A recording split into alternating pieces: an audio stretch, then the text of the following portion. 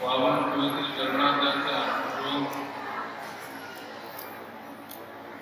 और मुझ में पवित्र करने वाले रचना बनाई प्रार्थना आपको सतनाम श्री आज सतगुरु ने बख्शिश की है। गुरु महाराज के दरबार में थे परम पूज्य 108 सतगुरु महाराज, जिन्होंने विशेष परम पूजनीय आदरणीय वंदनीय महान त्यागी तत्ववेत्ता इनको विशेषण है तो महापुरुषों की विशेषता ना लाए जाते हैं। एक दफा उस कारण को आसान लंबी कर ले तो गुण पदार्थ करके दसे जाते पर सतगुरु महाराज बाबा मेलाराम महाराज ने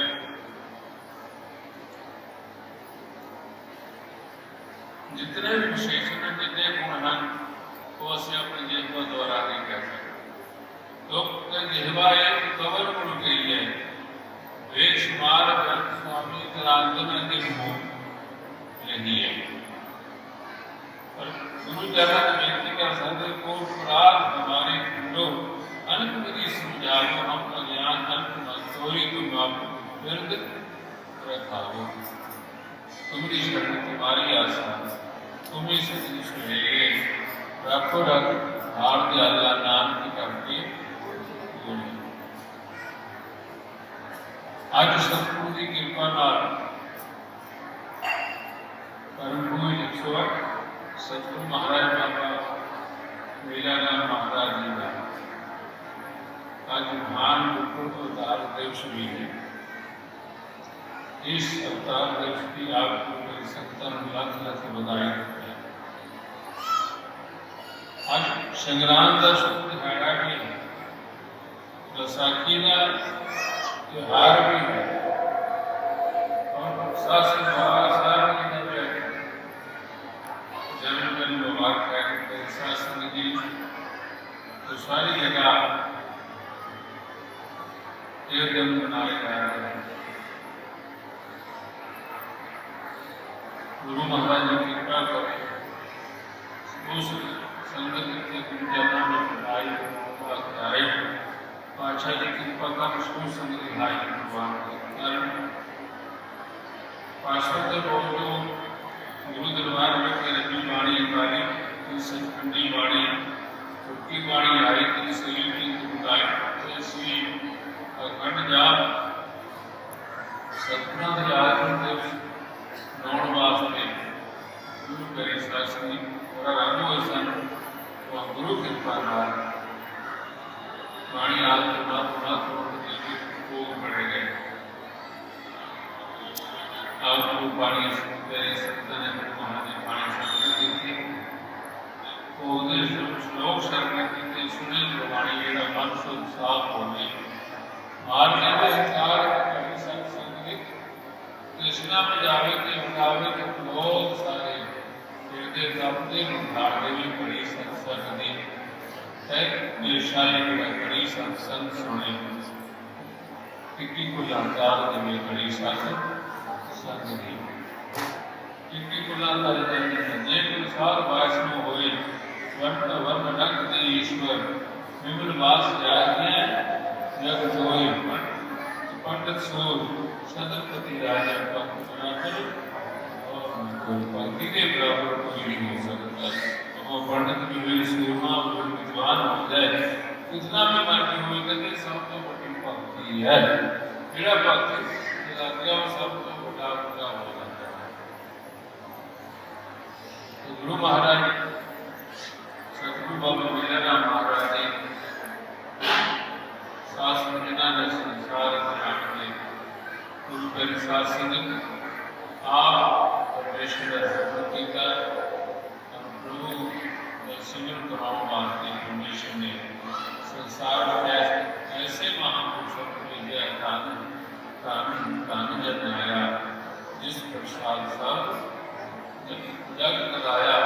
जने आप कहे सुनाओ जन के सिंह संग क्या बैठाओ आप मुक्त मुक्त करे संसार नानक पुस्तक को सदा नमस्कार यानी ऐसे जीवन ऐसे परमेश्वर के प्यारे ऐसा रूहान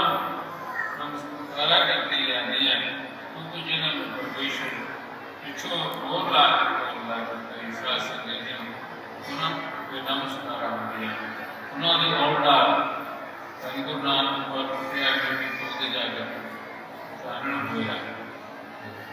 ऐसी अवस्था बन जाती तो गुरु शासन बाबा जी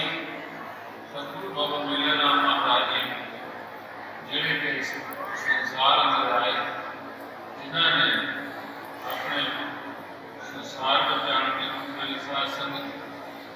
उन्होंने जन्म जो अवतार दिहाड़ा जो सतगुरु ने धारण किया तो गुरु शासन ने 13/4/1848 सतगुरु ने पिंड परोपकारी की धरती से वो रूहानी गुरु रबी रूप संसार पर हुई गुरु शासन बेशक उस वेले ज्ञान ने रोशनी प्रकाश ने परमेश्वर को इस तरह का ज्ञान दिया क्योंकि परमेश्वर के गैर आपको ज्ञान को आपने जरूरत तो गुरु महाराज जी से आए पिंड के बंजार के पिता श्री जगाराम के घर और माता देवी ने गोद भाग रखी शासन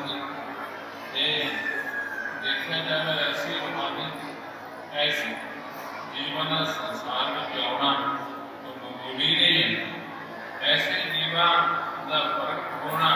वो साधारण व्यक्ति के नहीं हो सकता वो बात भी धन है वो पिता भी धन है जिन्हों के कारण शास्त्र की रवि गुरु महाराज की कृपा पैदा हो और जिन्होंने संसार जान के एक जानने वाले बाकी जीवन रोशनी दी शेर दी आध्यात्म भाव से ज्ञान देता गुरु के शासन परमेश्वर ना जोड़े ऐसे जीवन ने आप बहुत करे संसार नानक स्वयं को सदा नमस्कार इतने सतगुरु बाबा मेला राम जी महाराज ने अवतार धारण किया उन्होंने 2 साल छोटे उन्होंने भैन जी उन्होंने भी शासन के माता पिता ने उनको जन्म लिया और शासन को भाग अपने अपने कर्म अपने अपने जैसा कि सोलू ने कर्म सुंदरा की नानक पातशाह ने शासन मुबारक सदा पिता